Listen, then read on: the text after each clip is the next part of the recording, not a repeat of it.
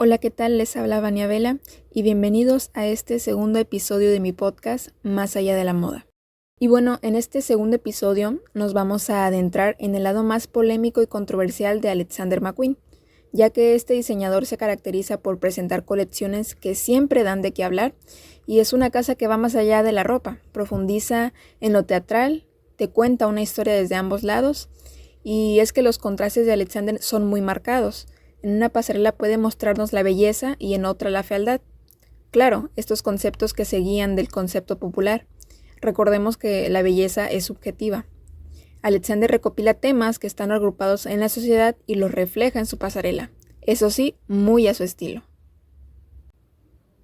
Esta casa, fundada en 1994 por Lee Alexander McQueen, se caracterizó por ir más allá de lo que la sociedad veía bien o mal, trayendo conceptos y estilos a pasarelas visualmente cinematográficas, las cuales hoy en día se ven reflejadas en los diseños de sus sucesores, como Sean McGirr, el actual director creativo de la marca.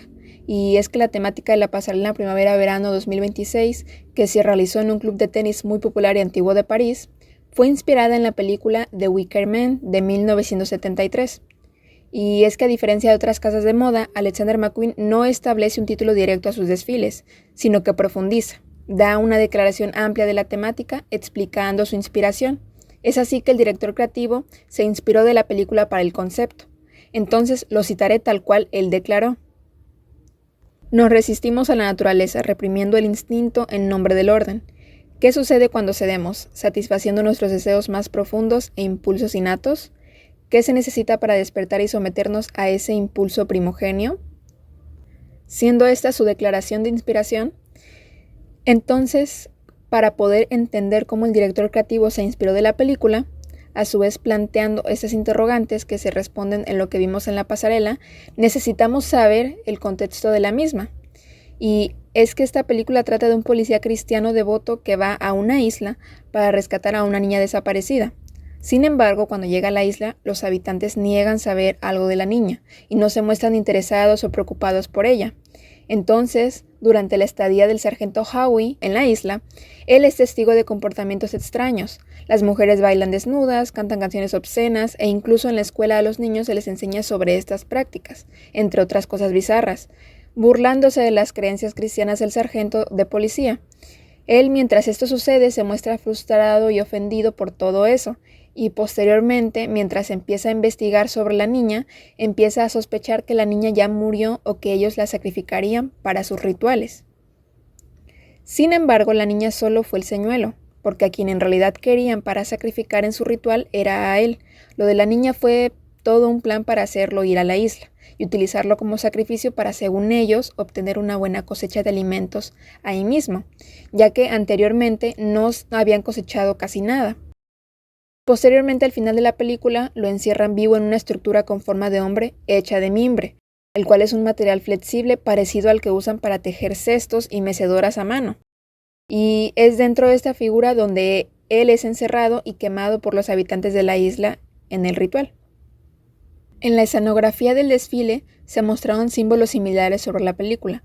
Por ejemplo, las modelos caminaban alrededor de postes con cintas tensadas al piso formando un cono, justo como en la película, cuando en una escena los niños en la escuela cantan y bailan alrededor de un palo de madera, trenzándolo poco a poco. A esta celebración se le conoce como Palo de Mayo, muy popular en Europa y que se lleva a cabo el día 1 de mayo, en la que las personas bailan alrededor de estos postes, mientras varias cintas colocadas en la parte superior se le van entrelazando hasta cubrirlo. Esto con el propósito de celebrar la fertilidad y darle la bienvenida oficial al verano. Es decir, en pocas palabras, esta escenografía representaba el espacio en el que se lleva a cabo un ritual o prácticas como las de la película, mientras que las modelos caminaban alrededor de estos postes que tenían cintas tensadas al piso, formando como chozas puntiagudas, como conos. Las modelos no cantaban ni bailaban, pero transmitían la vibra de la película con cada prenda que portaban. La pasarela de 50 looks empezó elegante y tranquila, cortes limpios e incisivos característicos de la marca. Sin embargo, las prendas se reinventan.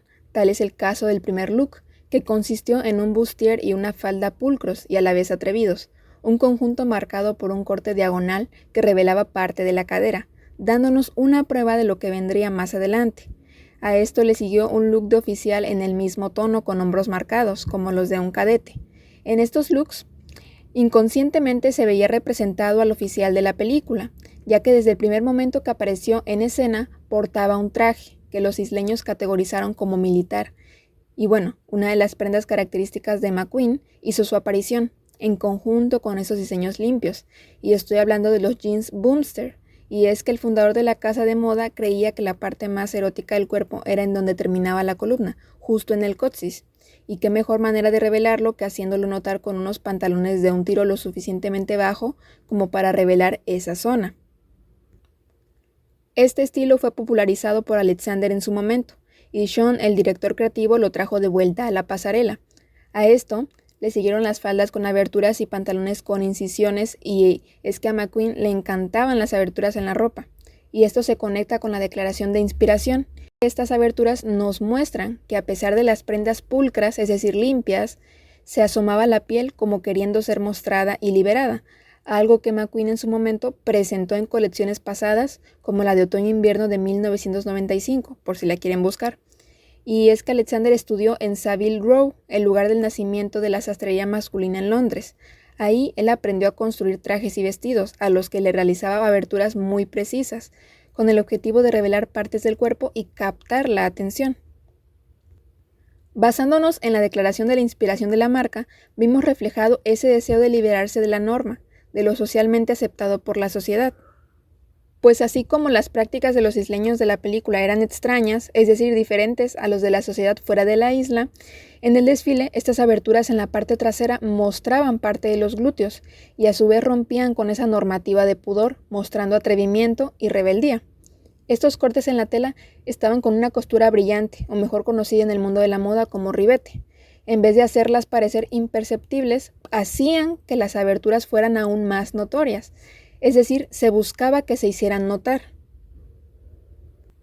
Y bueno, por otro lado, hay que decir que las camisas azul cielo combinadas con shorts de cuero mostraban un fuerte contraste entre la seriedad de la camisa y la rebeldía del cuero. Se mostraba cómo poco a poco la normativa se iba rompiendo y en su lugar se fusionaba. Los primeros 8 estilos mostraban comodidad, tenían aberturas, botones notorios y algunos sacos estaban abiertos mostrando parte de los pechos y el abdomen, soltándose un poco pero no demasiado. Los siguientes cambiaban completamente. Tonos crema en mezclilla rasgada con lazos sueltos, y en el primer look de ese grupo vimos reflejado el mismo conjunto con el que se abrió la pasarela, pero esta vez reinventado. Ya no era la falda de un azul sobrio de corte limpio, ahora era en un tono suave, rasgada y salvaje. Es aquí donde se visualiza una tensión en el cuerpo. En algunos vestidos pudimos ver un efecto de lazada, el cual consiste en un corte en una prenda que no está unido por una costura, sino por un lazo, pero que a su vez no está cerrado del todo. Más bien luce como a medio coser, dando una vibra rústica de telas estructuradas a mano. A esto le siguieron las faldas y shorts holgados que representan espacio, marcado por un bustier ceñido y rígido. Aquí se hace notoria la batalla entre rigidez y la fluidez, es decir, mientras que la parte superior de los conjuntos luce rígida, la parte inferior es holgada, como más libre, para finalmente cerrar esta parte de la pasarela con un vestido de seda para caídas, señalado así por la forma extendida que tiene. Un vestido para nada ceñido, sino extremadamente holgado, que se expande al momento en que el aire golpea la tela a cada paso que da la modelo. Y es desde este punto donde los volantes en capas sobre vestidos hacen su aparición, como la calma antes de la tormenta.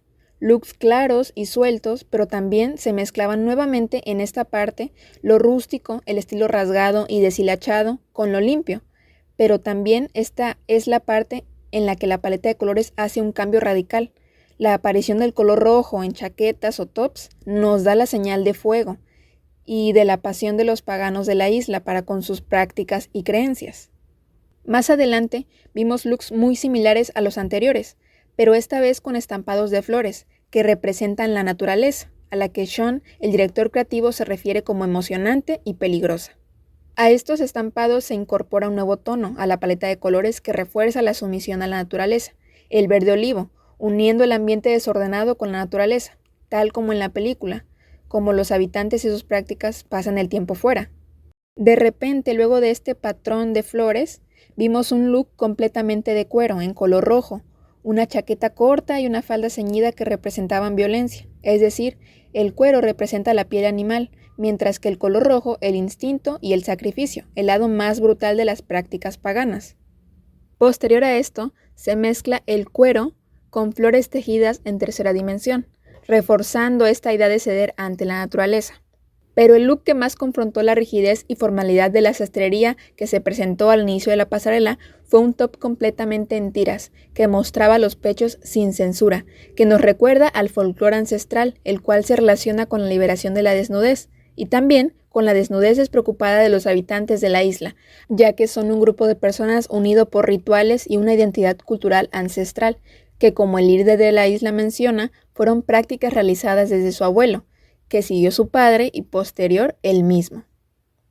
Uno de los looks que más llamó mi atención a casi al final del desfile era de color negro. Lucía un material brillante que lo cubría en tiras que colgaban. Estas eran plateadas, doradas y rojas, que con la parte inferior del vestido en corte de volantes en capas lo hacía parecer un humo negro. Toda esa combinación creaba la simulación de fuego, un elemento fundamental en las prácticas de los isleños. Pero la pasarela concluyó con vestidos de paracaídas en color amarillo y blanco, mostrándonos en el amarillo simbólicamente al sol deslumbrante a quien los isleños rezaban para obtener una buena cosecha de alimentos. Y el blanco nos muestra cómo la pasarela cierra con la liberación de la que el diseñador hablaba. El cuerpo fue liberado, en un proceso paso a paso. Primero era totalmente ordenado y rígido. Luego se mezclaba con prendas rasgadas y deshilachadas, uniendo a la naturaleza, siendo la cúspide del deseo el fuego, y el blanco del vestido paracaídas la liberación pura, en un vestido que lo era todo menos rígido o ceñido al cuerpo. Cabe destacar el tacón de cuerno, pieza popular de la casa de moda, que dominó la pasarela en las diversas zapatillas y los aretes y collares afilados que mantenían la tensión en la pasarela. Todo esto junto hizo una vibra tensa como la que se vivía en la película. Y claro, también la música es parte esencial de esto, puesto que conforme cada sección de la pasarela se presentaba, la música se presentaba en sincronía, reforzando la narrativa del desfile. Es así como la casa de moda trabaja sus colecciones. Parten de ideas, conceptos o temáticas de todo tipo, las cuales son parte del desarrollo del desfile de principio a fin, haciéndolo más allá de la moda. Muy interesante el concepto y narrativa de esta pasarela de una casa de moda tan polémica y curiosa. Y bueno, hemos llegado al final de este episodio, pero no sin antes hacer una mención honorífica a las botas de armadillo, unas piezas muy populares de Alexander McQueen, que el fundador de la casa de moda presentó en su colección Primavera-Verano 2010, siendo su última colección antes de fallecer, las cuales eran extremadamente altas. Medían 30 centímetros, lo que las hacía imposibles para caminar. Solo se crearon 24 pares, y 3 de ellos fueron subastados para una obra de caridad benéfica. Un par de los subastados fueron adquiridos por Lady Gaga, quien los usó en múltiples apariciones, incluido en Bad Romance, uno de sus videos musicales. Recuerden que pueden comentar y decirme cuáles son sus opiniones al respecto de esta colección, por qué les gustó, por qué no les gustó, qué les pareció curioso o interesante. Todo eso y más pueden dejarlo en los comentarios. Yo soy Vania Vela. Hasta el próximo episodio.